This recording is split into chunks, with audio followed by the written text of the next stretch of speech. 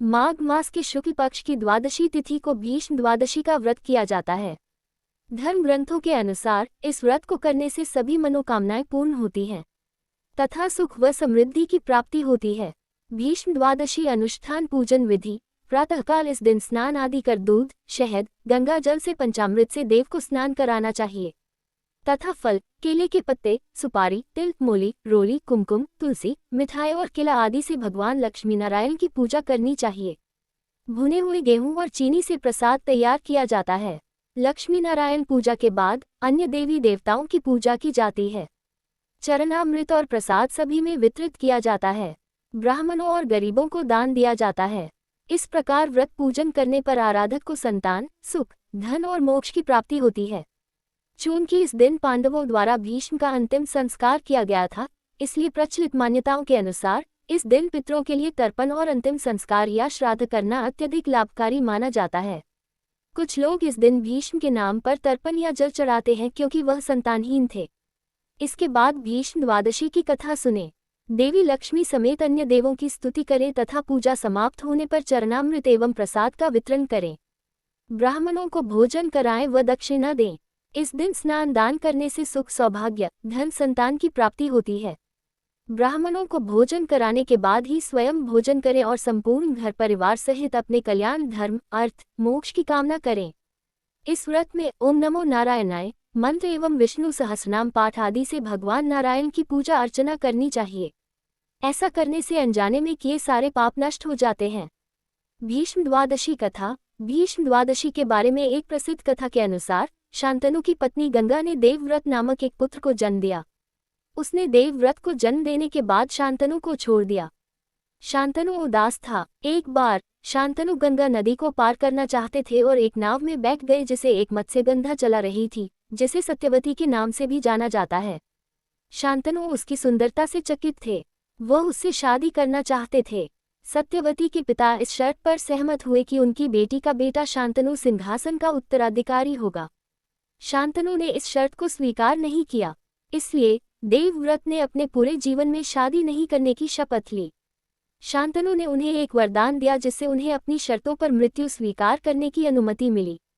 महाभारत के दौरान भीष्म पितामह ने पांडवों के खिलाफ लड़ाई लड़ी थी। अपने कौशल के कारण कौरव युद्ध जीतने लगे। भगवान श्री कृष्ण ने शिखंडी को भीष्म के विरुद्ध खड़ा कर दिया। भीष्म शिखंडी के साथ युद्ध नहीं कर सके और उन्होंने हथियार छोड़ दिए। भीष्म ने माघ महीने में अष्टमी के दिन सूर्य उत्तरायण की उपस्थिति में अपने जीवन का त्याग किया था। द्वादशी के दिन इनका अंतिम संस्कार करने का निर्णय लिया गया था। तब से इस दिन को भीष्म द्वादशी के नाम से जाना जाता है। द्वादशी के दिन उनकी पूजा करने का निर्णय लिया गया, इसलिए इस दिन को भीष्म द्वादशी के नाम से जाना जाता है। भीष्म तर्पण के लिए निम्न मंत्र शुद्ध भाव से पढ़कर तर्पण करना चाहिए।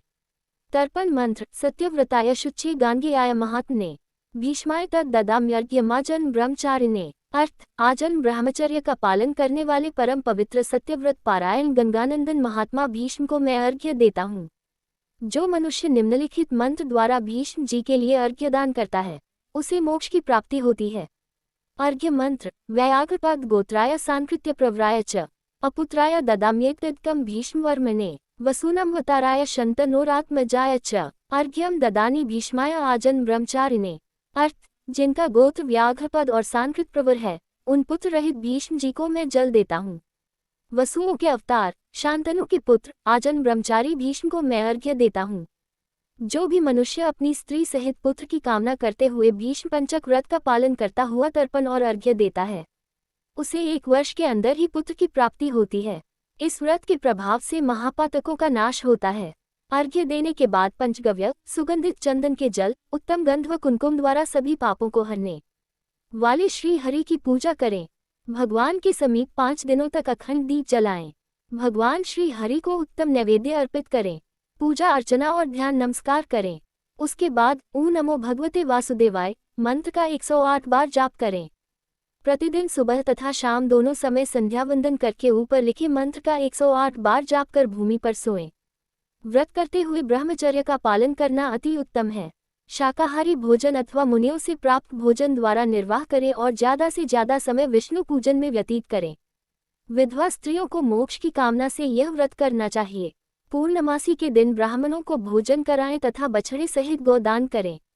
इस प्रकार पूर्ण विधि के साथ व्रत का समापन करें। 5 दिनों का ये भीष्म पंचक व्रत एकादशी से पूर्णिमा तक किया जाता है।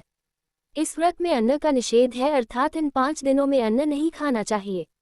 इस व्रत को विधिपूर्वक पूर्ण करने से भगवान विष्णु प्रसन्न होते हैं तथा सभी मनोकामनाएं पूर्ण करते हैं।